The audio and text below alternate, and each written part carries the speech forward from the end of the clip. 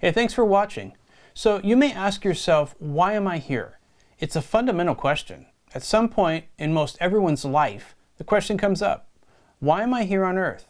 Where did I come from? What am I worth? Do I have any intrinsic value? Do I serve a purpose? These are all fundamental questions. They are life's big questions, if you will.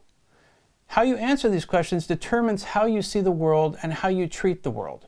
Because you are part of the world, how you see the world also determines how you see and treat yourself. So it's important that we resolve these fundamental questions, and it's important that we discover the honest truth. Wrong answers to important questions aren't helpful. In fact, they can be very harmful to you and to others. So a place to begin our search for the truth should naturally start at the beginning. Perhaps the most fundamental question is, does God exist? It's fundamental because our answer to the other big questions actually hinge on how we answer this significant question. For example, let's take a look at two prominent views. First, let's look at the atheistic worldview. The atheistic worldview holds that there is no God. If God doesn't exist, that means that life must have come about through some natural, impersonal, unintelligent, and ultimately purposeless process. That means we're ultimately as purposeless as the very process that brought us into existence. In this view, life's just an accident, and so are you and I. You can find short-term reasons for living, like you're here because your parents wanted to have children, etc., but ultimately you're just an accident, and so are your parents. Life is one big accident. You serve no purpose, you'll cause no lasting effect, and in the grand scheme of things, your life is utterly meaningless. With no creator in the beginning, there was nobody around to put you here on purpose, which means you aren't here for a reason. It's that simple. As far as asking, what am I worth, without God, we don't actually have an intrinsic value, at least not an objective one. Our worth is ultimately subjective. You might think you're worth something, but someone else might think you're worthless. And as long as there's no transient God to have the final say, no one's ultimately right or wrong. In fact, without God, there's really no such thing as right or wrong. John Dewey, 1859 to 1952, the famous 20th century atheist explained, quote, "There is no God and there is no soul. Hence, there are no needs for the props of traditional religion. With dogma and creed excluded, then immutable truth is also dead and buried. There is no room for fixed natural law or moral absolutes," end quote. Philosophers generally agree. Without an absolute God to make the rules, there is no such thing as moral absolute. There are only preferences. You don't actually have a right to live. You just prefer not to die. Someone else, on the other hand, might want to kill you regardless of how you feel about it, and who's to say that they're wrong?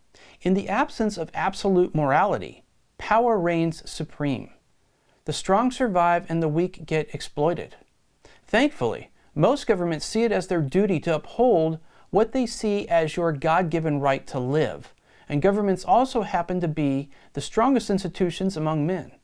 This means they can enforce morality upon those who don't necessarily agree with your right to live.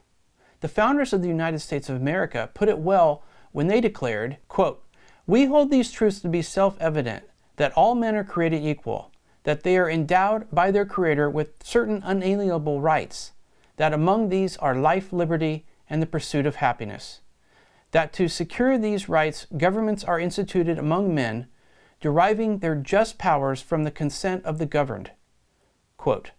Unfortunately, some governments don't share this worldview, and their people suffer terribly for it. Now let's consider the theistic worldview. This worldview holds that there is a God.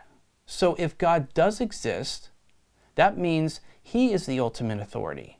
If He created you for a reason, that's ultimately why you're here. If you're valuable to Him, that's ultimately what you're worth. What He says is right is absolutely right. And what He says is wrong is absolutely wrong. We may be free moral agents with the freedom to make moral decisions, but that doesn't mean we can choose what is right or wrong. That just means we're capable of choosing to be right or wrong. God makes the rules, The question is, will He enforce them? Will God ever hold us accountable for our moral decisions?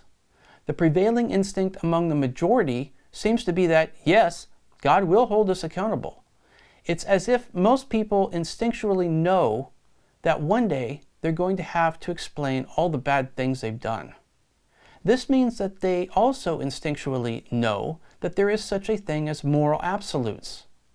The point is, if God really does exist, terms like justice, purpose, and morality aren't abstract notions. God has a purpose for you. That's why He made you. He's the one who instituted morality. And in the end, He'll see that justice prevails. That's a comforting thought to some, but it's terrifying to others. So don't begin by asking, why am I here? Begin by asking, does God exist? If He doesn't exist, there's really no point in asking, why am I here? Everything is ultimately pointless. And if He does exist, you'll discover your reason for living when you discover who He is. So start at the beginning. Does God exist?